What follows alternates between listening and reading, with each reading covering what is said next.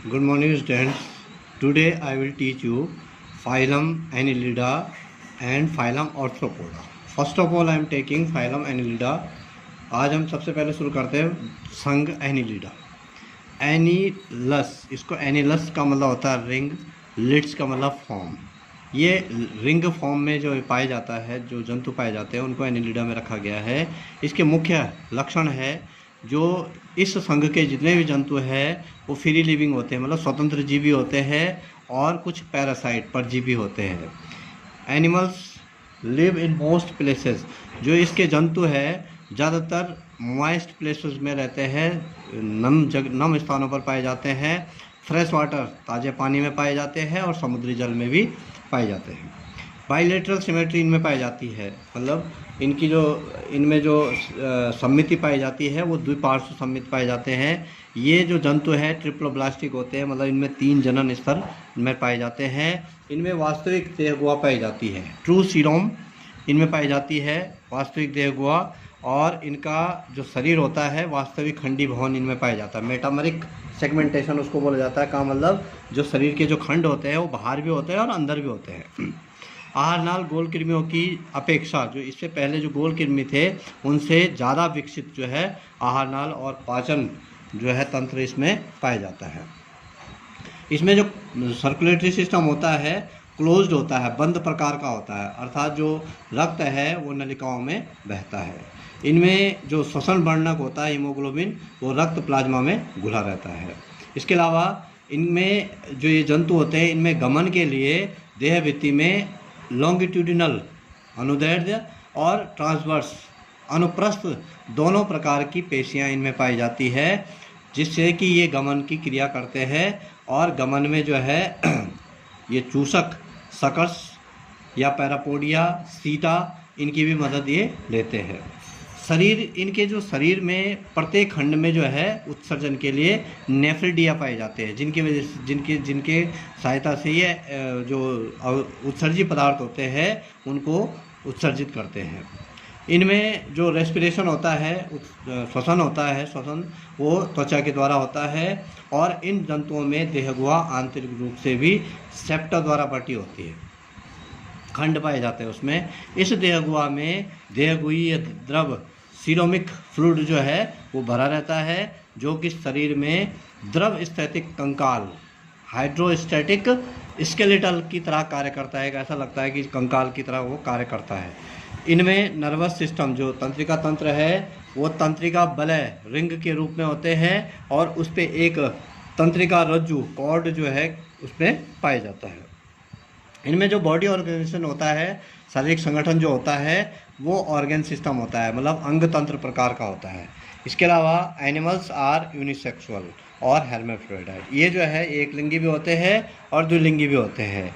इनमें जो विकास होता है वो प्रत्यक्ष होता है, डायरेक्ट और इनडायरेक्ट दोनों होता है। प्रत्यक्ष भी होता है और अप्रत्यक्ष, लार्वा पाया भी जाता है और नहीं भी पाया जाता है। जिनमें लार्वा पाया जाता है अप्रत्यक्ष में, वो ट्रैकोफोरा, उसको जो है ट्रैकोफोर लार्वा उसको बोला जाता है, वो इनमें पाया जाता है। इनमें संवेदी अंग पाए जाते हैं, जो कि स्वाद, प्रकाश और स्पर्श के लिए संवेदी होते हैं।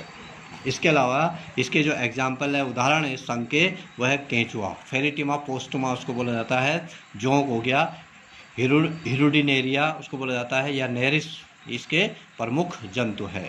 अब अगला फाइलम जो है वह है फाइलम ऑर्थ्रोपोडा।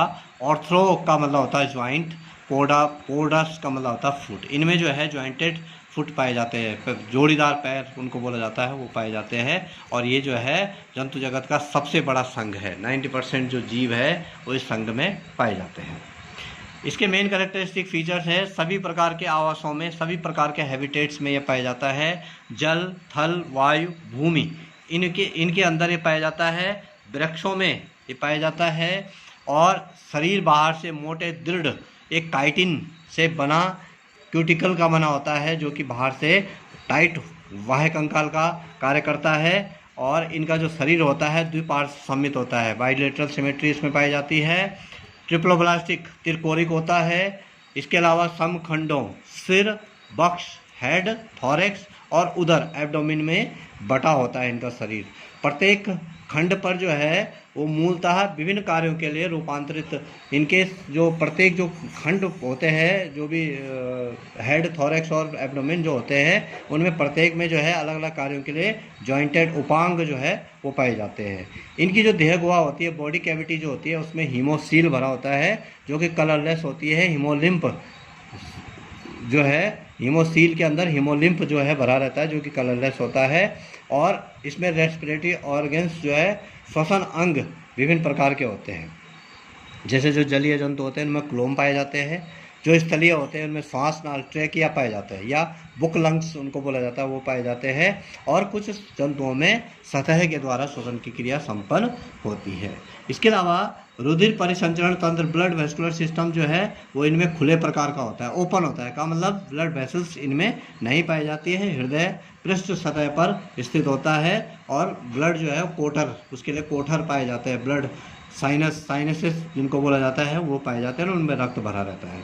विभिन्न प्रकार के एक्सक्रीटरी ऑर्गन्स जो है, उत्सर्जी अंग जो है इनमें पाए जाते हैं। जैसे मालपीगी नलिका है, मालपीगियन ट्यूबुल्स उनको बोला जाता है। ग्रीन ग्रंथियाँ, ग्रीन ग्लैंड्स भी कहते हैं उनको।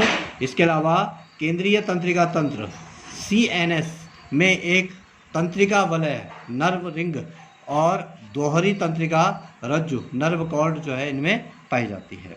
तंत्रिका रज्जु में प्रत्येक खंड में खंडीय गुच्छक, सेगमेंटेड गैंग्लिया इनमें पाए जाते हैं और उनसे अनेक तंत्रिकाएं निकलती है। जो इनमें सेंसरी ऑर्गन्स होते हैं, संवेदी अंग होते हैं, वो अलग अलग प्रकार के होते हैं। जैसे कि सरल नेत्र होता है, संयुक्त नेत्र कंपाउंड आई होता है, या रसायन ग्राही कीमो रिसेप्टर उसमें पाया जाता है। संतुलन पट्टी जो है स्टेटोसिस्ट युक्त होते हैं उसमें। इनमें पाचन अंग पूर्ण विकसित होते हैं और विभिन्न प्रकार के पोषण व्यवहार की उपस्थिति के आधार पर अलग अलग पोषण की प्रकृति होने के कारण इनमें विशिष्ट मुखांग, माउथ पार्ट्स जो है वो पाए जाते हैं। ये जो है यूनिसेक्सुअल होते हैं, एक लिंगी जंतु होते हैं, मेल फीमेल अलग अलग होते हैं। ये निषेचन आंतरिक करते हैं। जंतु ओविपेरस अंडप्रजक होते हैं, का मतलब अंडे देते हैं, या विविपेरस भी होते हैं, जरायुजी, जो कि बच्चे को भी जन्म देते हैं। इनमें जो भ्रूण का परिवर्तन होता है वो डायरेक्ट भी होता है और इनडायरेक्ट भी होता है। इनमें सीलिया जो होते हैं पक्षमा भी एब्सेंट पाए होते हैं। और इसके एग्जाम्पल है जैसे कीट है, इसका पहला वर्ग जो है वो कीट, इंसेक्टा उसको बोला जाता है। इनमें 3 जोड़ीदार पैर पाए जाते हैं, 3 जोड़ी जो है जोड़ीदार पैर पाए जाते हैं, संयुक्त पैर उनको कहते हैं। ये बिगेस्ट क्लास है, सबसे बड़ा वर्ग है ये। धड़ में 3 खंड होते हैं, द्वितीय और तृतीय खंड में पंख पाए जाते हैं 1 जोड़ी, और 1 जोड़ी एंटीना इनमें पाया जाता है। इसमें आते हैं मक्खी, मच्छर और कॉकरोच। दूसरा जो वर्ग है वह है एरेक्निड। एरेक्निड्स जो है इनमें 4 जोड़ी पैर पाए जाते हैं और भोजन ग्रहण करने के लिए 2 जोड़ी उपांग इनमें होते हैं। इसके उदाहरण है बिच्छू, मकड़ी और माइट्स, जो टर्माइट्स होते हैं वो जो है इसके उदाहरण है। तीसरा है जो वर्ग है वह है क्रस्टेशियन। ये समुद्री प्रभावशाली ऑर्थ्रोपोड्स है और इनमें 2 जोड़ी एंटीना पाए जाते हैं और 7 जोड़ी लेग, पैर पाए जाते हैं इनमें। झींगा और केकड़े इसके उदाहरण है। अगला है मीरियापीड। मीरियापीड या मीरियापोड इसको बोलते हैं। इसमें जो है मिलीपीड्स आते हैं, सहस्त्रपादी, 70 से 100 जोड़ी पैर इनमें पाए जाते हैं। और सेंटीपीड होते हैं 10 से 30 जोड़ी पैर। कन खजूरा हो गया, कांतर हो गया, ये इनमें आते हैं। अब कीटों में अनुकूलन जो है, काटने और चबाने वाले जो है कॉकरोच जो है काटते भी और चबाते भी है। भेदन और चूसने वाले मच्छर और जलीय बिच्छू जो है ये होते हैं। तो ये ऑर्थ्रोपोडा भी समाप्त होता है। Thank you.